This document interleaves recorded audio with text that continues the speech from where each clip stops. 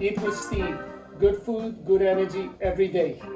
If you want to make your dogs happy, make this recipe. It only takes 4 ingredients: olive oil, chicken, salt, and water.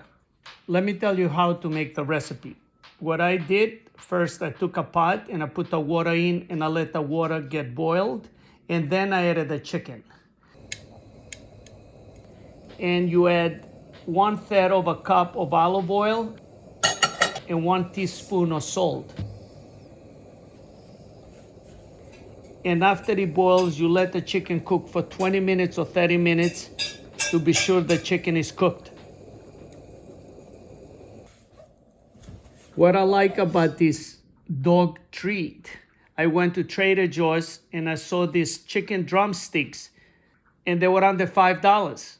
You put a little effort, TLC, time, love, and care, and your dogs will love it. Lola and Lolly love the chicken. And what I do, I give him the chicken, but I don't give him the bone.